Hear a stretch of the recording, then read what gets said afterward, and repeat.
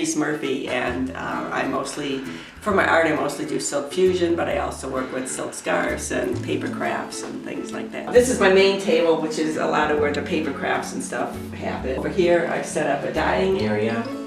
This is where I dye my scarves. This is one that I laid out yesterday. I will finish it.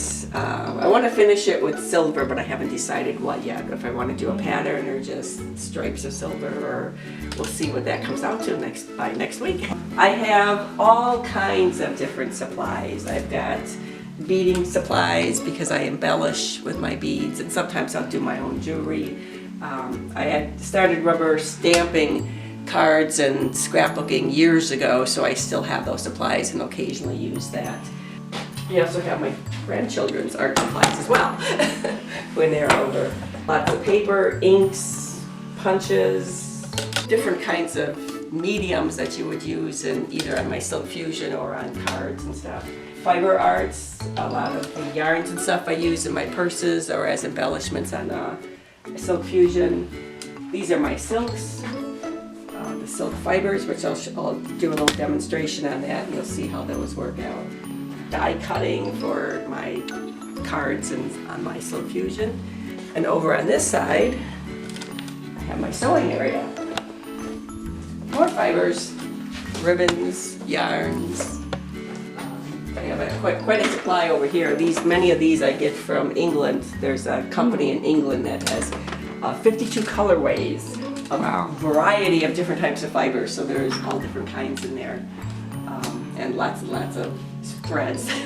So I started by laying out a single layer of the silk, and then I'll do another layer on top. It's usually done in at least 2 layers. For like chair seats or something, I might do 3 layers. Or it starts with this called silk roving, and you kind of pull it apart, tease it apart.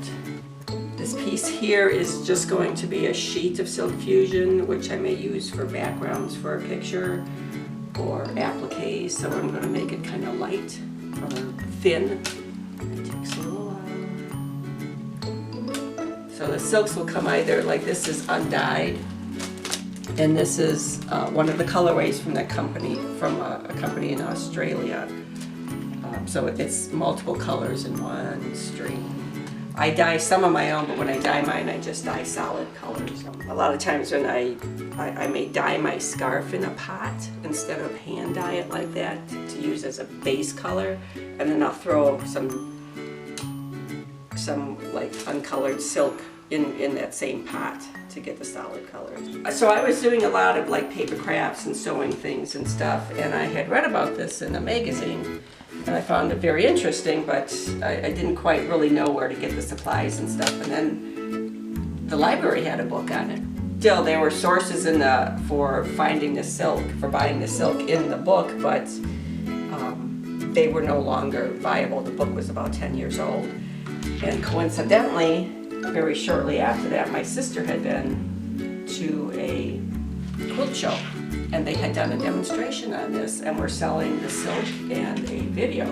So she bought some silk and a video. When she gets home, she doesn't know what to do with it. Oh my God, that's exactly what I've been looking for. And of course that was a current source for the silk, so it just all came together. She gave me the silk and the video. It just took off from there.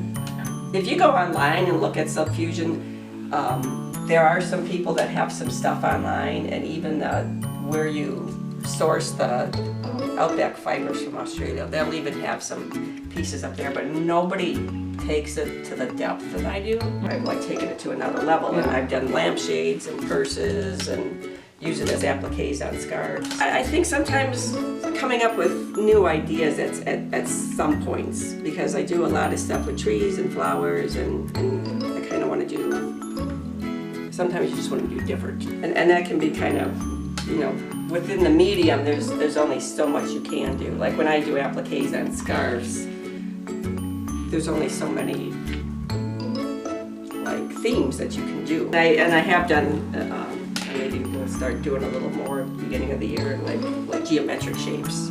Well, once in a while, what I might do is if I don't have anything that I know that I'm currently working on is I'll literally like, if I'm going to make cards or something, I literally just pick up scraps of something. It might be some shapes that I had punched out and hadn't used, or just randomly select some paper and then use that as my starting point. Right here is some little glittery inclusions. To give it some interest and sparkle. Once I'm done laying it out, then it's wet. I fold the screen over and it's wet down with soapy water. Okay. Just plain dish soap type water, and then you squeeze as much of that water out as you can. I use it's a fabric medium. I use this GAC 900. It's little like artist quality, or you can buy fabric medium at the store. It's usually a liquid you would add to acrylic paint, so you can paint on fabric and it stays. And then like for stiff stuff, for the purses or the motif holders, you use gloss medium, which is like a varnish.